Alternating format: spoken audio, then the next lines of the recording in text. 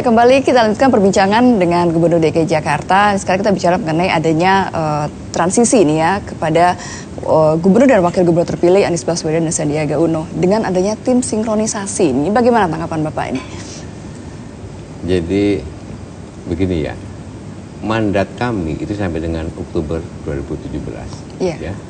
Proses RAPBD 2018 sudah 3/4 jalan. Oke. Sebetulnya tim sinkronisasi apapun namanya bentuk, itu harusnya menyampaikan itu langsung ke fraksi di DPRD. Karena bagaimanapun pembahasan APBD itu melalui DPRD. Itu bisa disampaikan ke tim anggaran DPRD. Kami punya TAPD, tim anggaran pemerintah daerah. Ya. Kalau ketemu silakan sama tim, ya. Karena mereka itu kan bukan bagian daripada birokrasi. Berikan masukan boleh saja. Sehingga selalu saya sampaikan bahwa untuk 2017 BAPBD itu masih menjadi tanggung jawab kami. Oke. Nah, Pak Basuki sendiri juga sempat menolak begitu keberadaan tim transisi, tapi di zaman Pak Jokowi dengan Pak Basuki begitu ya, sempat membentuk mungkin semacam tim transisi begitu ketika zamannya Pak Fauzi Bowo nggak ada, kita nggak bentuk itu, kita ikutin saja alurnya dan masih sabar. Setelah baru kita waktu itu Pak Jokowi sama Pak Basuki dilantik baru bekerja. Kalau ada perubahan itu nanti disampaikan kepada APBDP tahun berikutnya. Tahun berikutnya. Iya, sehingga ini bisa fokus bekerja. Yang kami sekarang ini menyelesaikan tugas-tugasnya. Kami fokus bekerja dong. Fokus bekerja untuk menunaikan janji-janji kami 2012 sampai 2017. Itu aja sebetulnya. Dan Pak Basuki menyampaikan tidak dikenal istilah tim transisi. Nggak ada. Nggak ada. Kecuali di level pusat. Ini provinsi loh. Nggak ada kabinet. Mungkin karena yang kemarin rasa pilkada rasa pilpres Pak jadi. Ya itulah. Ya pilkada ya pilkada, pilpres ya pilpres. Beda kan, ya. Itu kan beda, sistemnya beda dong. Nah Pak Jarod kalau mungkin mengikuti pemberitaan di media gitu ya, sepertinya ada kesan bahwa Pak Jarod ini kurang mengakomodir keberadaan tim sinkronisasi begitu ya. Artinya memang juga belum pernah bertemu atau ketika mereka ingin bertemu katanya susah ketemunya dengan Bapak Jarod gitu. Bagaimana? Apakah benar di pemberitaan di media gitu? Ya karena kami fokus kerja luar biasa ya. Kalau dia mau suka masukan aja ya melalui fraksi-fraksi di DPRD gitu ya. Kami fokus ya. Ya kami fokus mengikuti proses ya. Proses penyusunan APBD. Ya, kami fokus di situ. Yang kedua ya. Tim transisi atau tim sinkronisasi kan bukan menjadi bagian dari pemerintahan. Betul nggak? Betul. Pemerintahan itu adalah eksekutif dan legislatif. Jika kalau mau sampaikan aja di legislatif. Sehingga kita bisa bicarakan ya. Tapi untuk ada rencana agenda bertemu dengan Anies Sandi begitu? Ya ada, pasti ada. Dalam waktu dekat. Dalam waktu dekat ya, pasti ada lah itu ya. Sambil kami menyesuaikan jadwal masing-masing, gitu aja. Iya, begitu. Oke, jadi masih belum ketemu karena jadwalnya masih sibuk ya, Saya sudah pernah ketemu. Saya sudah pernah ketemu. Secara formal atau informal atau? Informal dong. Ya toh. Nanti formalnya ketika pelantikan.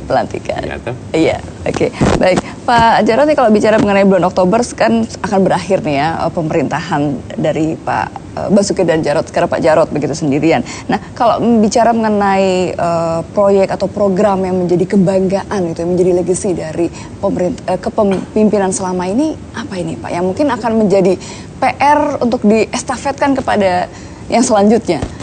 Mungkin sistem sajalah. Sistem ya? Sistem pemerintahan yang bersih ya, yang anti korupsi, yang betul-betul berpihak kepada masyarakat miskin.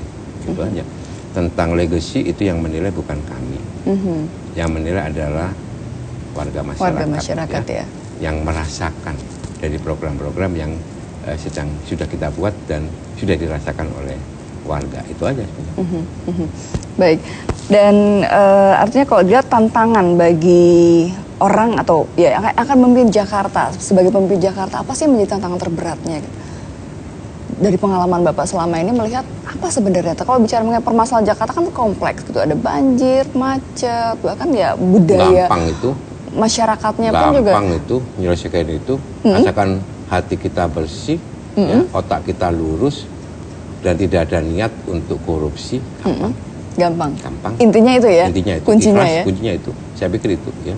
Godaan paling besar itu kan godaan masalah itu tadi, ya, memperkaya diri gitu ya, mengambil kesempatan karena Jakarta, ya enggak, APBD-nya gede, ya, kemudian pembangunannya luar biasa, semua pengusaha-pengusaha besar di sini ya, untuk memperkaya diri sendiri, itu aja godaannya. Sepanjang kita nawaitu kita untuk mengabdi yang terbaik gitu ya, betul-betul anti terhadap pungli, korupsi dan sebagainya, dan betul-betul berpihak pada masyarakat miskin, ya, itu yes, gampang. Tantangannya apa? Nggak ada. Sepanjang kita nggak ada kepentingan macam-macam, ya, jalan aja selama ini, nggak masalah. Nah, kalau Bapak sendiri bagaimana menghadapi gangguan atau godaan-godaan tersebut? Apa sih yang dilakukan? Bersyukur. Apakah bersyukur? Bersyukur kepada Allah SWT bahwa kita diberikan kesempatan untuk mengabdi, ya, bersyukur. Kami bersyukur apa yang sudah telah diberikan, ya, anak saya sehat-sehat, ya enggak, ya, saya sudah punya rumah, anak saya bisa sekolah dengan baik, bersyukur luar biasa. Dan jabatan itu sebetulnya adalah ujiannya sesungguhnya. Mau suatu ujian ya? Seseorang itu akan diuji, ya, ketika dia memperoleh jabatan dan menggunakan jabatan itu. Saya pernah diuji 10 tahun sebagai wali kota Blitar. Wali kota itu jabatan bagi saya. Ya, saya diuji 10 tahun. Ya, apakah ujian saya berhasil atau tidak? Tanyakan kepada warga Blitar. Saya juga pernah diuji karena pernah menjadi dekan di satu fakultas ya di Surabaya. Ya, diuji. Saya juga pernah diuji menjadi pembantu rektor 1. Ujian, jabatan ujian. Yang menentukan raportnya itu adalah siapa yang kita layani. Orang lain, bukan kita. Ujian sesungguhnya. Jadi bisa saja orang yang belum dapat kekuasaan, belum dapat jabatan, waduh, seakan-akan luar biasa toh. Mendapatkan hadiah besar gitu ya ketika menjabat dapat sesuatu. Kekuasaan, iyalah ternyata kan gitu ya. Iya. Nah, ujian sesungguhnya di situ. Dan ujian itu yang menilai bukan dirinya sendiri. Yang menilai adalah warga masyarakat, dan lebih tinggi daripada itu yang menilai adalah Allah SWT. Baik, luar biasa. Kita akan masih punya satu segmen lagi.